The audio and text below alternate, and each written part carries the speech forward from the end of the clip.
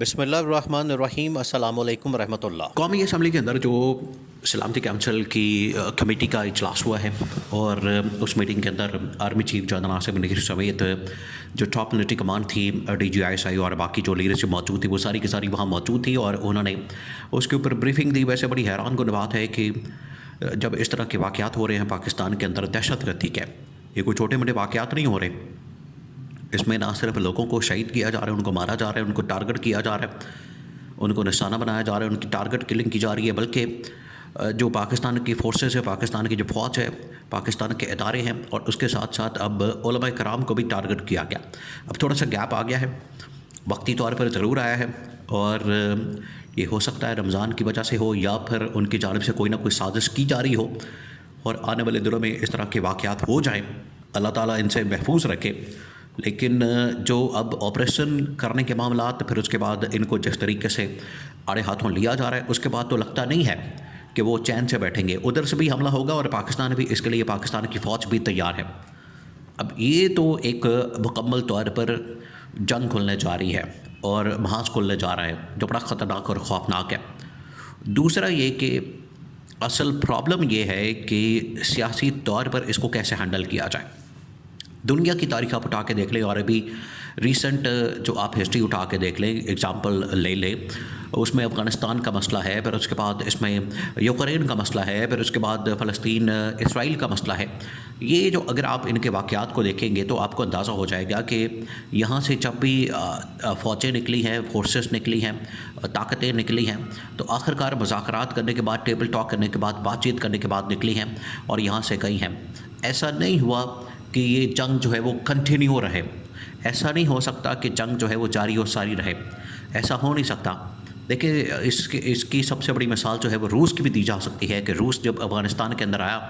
تو روس کے ٹکڑے ٹکڑے ہو گئے، روس آخرکار ٹوٹ گیا، پاش پاش ہو گیا،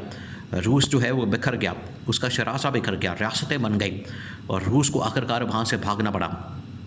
یعنی اس کی اکانومی جو ہے 10 سال کے اندر، جنگ کے اندر جب جاتے ہیں آپ تو پھر آپ کو بڑی سے بڑی اکانومی بھی اگر ہو تو اس کو پھر اس طرح سے فیس کرنا پڑتا ہے، اور ایک سٹیج آتی ہے کہ وہ شراسہ بکھر جاتا ہے، تو وہ شراسہ بکھر گیا۔ اسی طرح سے آپ امریکہ دیکھ رہے ہیں، امریکہ تقریباً 20 سال افغانستان کی جنگ کے اندر رہا، کیونکہ وہ بڑی اکانومی تھی، ٹھیک ہے، اس نے برداشت کر لیا، اس نے جھیل لیا، اس نے اس چیز کو افورڈ کر لیا، لیکن اس کے باوجود ان کو جانا پڑا۔ تو پاکستان جیسی اکانومی، پاکستان جیسے ملک، پاکستان جیسے معیشت کی تباہی اور بربادی کے ساتھ ملک کو تو آپ تصور بھی نہیں کر سکتے، آپ امیجن بھی نہیں کر سکتے، آپ سوچ بھی نہیں سکتے، آپ ایک منٹ کے لیے یہ ذہن میں بات نہیں لا سکتے کہ آپ اس طرح کی کوئی جنگ کھول دیں، کھاتا کھول دیں اور اس کے اندر کود جائیں اور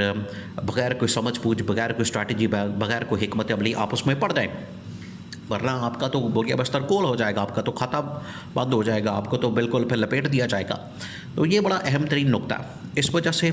پاکستان جو اس جنگ کے اندر جانا چاہتا ہے، پاکستان جو اس جنگ کے اندر اپنے آپ کو ڈالنا چاہتا ہے، پاکستان جو اس میں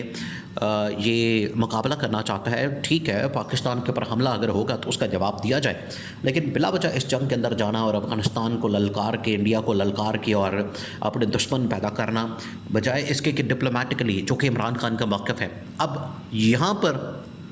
آپ کی سمجھ بوجھ، فہم و فراست، لیڈرشپ کی اصل صلاحیت اور اس کا امتحان شروع ہوتا ہے۔ وہاں پر پتہ چلتا ہے، وہاں پر آپ کی صلاحیت کا اندازہ ہوتا ہے، وہاں پر پتہ چلتا ہے کہ آپ کے اندر کتنی لیڈرشپ کی کوالٹی موجود ہے۔ اگر تو آپ لیڈرشپ دکھاتے ہیں، اگر آپ قائدانہ صلاحیت رکھتے ہیں، دور کی سوچ رکھتے ہیں، ویژن رکھتے ہیں، تو پھر آپ چیزوں کو کنٹرول کر سکتے ہیں، مینج کر سکتے ہیں، ہینڈل کر سکتے ہیں اور ان کو سمجھ بوجھ کے ساتھ ہینڈل کیا جا سکتا ہے، اور اس وقت یہی چیز کی ضرورت ہے۔ عمران خان نے ایک بار نہیں، کئی مرتبہ پاکستان کی اسٹیبلشمنٹ فوج کو،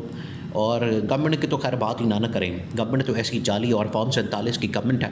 کہ ان کی تو بس کی بات نہیں ہے، یہ کسی صورت پہ اس طرح کے معاملات کو نہیں دیکھ سکتے، نہ ان کے نالج پہ ہیں، نہ ان کو پتہ ہے، نہ یہ سمجھ بوجھ رکھتے ہیں۔ لیکن جہاں تک بات ہے پاکستان کی اسٹیبلشمنٹ کی، تو اسٹیبلشمنٹ کے اندر آج دیکھیں، آج عمران خان کے حق میں بات ہو رہی ہے، جو ٹاپ جنرلز ہیں،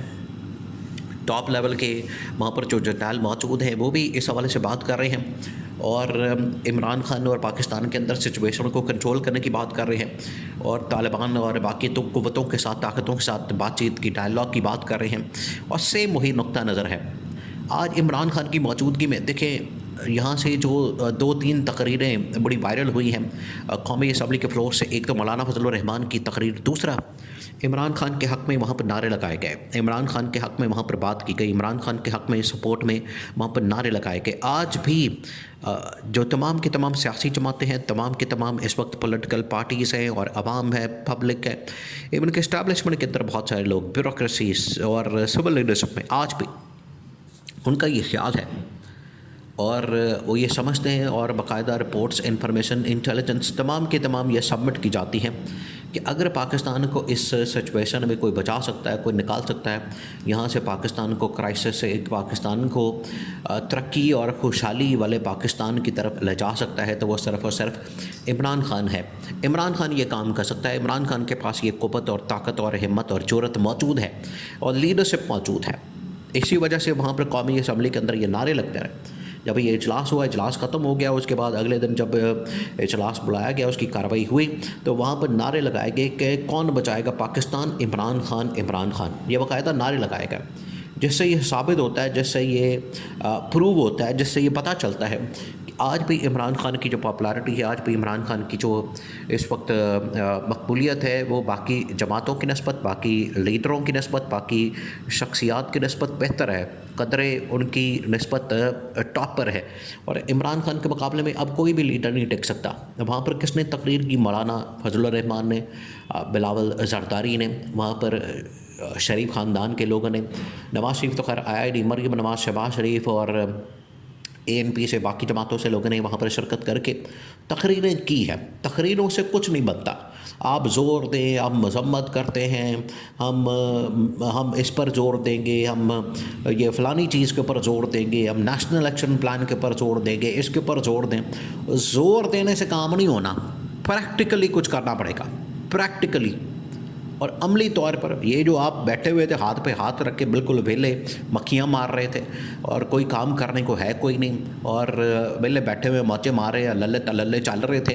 اس سے نکلنا پڑے گا. آپ کو عملی طور پر ڈپلومیٹکلی عالمی سطح کے اوپر, سفارتی سطح کے اوپر لوگوں کو انگیج کر کے, ان کے ساتھ بات چیت کر کے, ان کے سامنے معاملہ رکھ کے پاکستان کو اس دہشت گردی کے مسئلے سے نکالنا پڑے گا. یہ کوئی آج کا مسئلہ تھوڑی ہے. 25 سال ہو گئے, 30 سال ہو گئے, یہاں پر دہشت گردی نہیں ختم ہو رہی.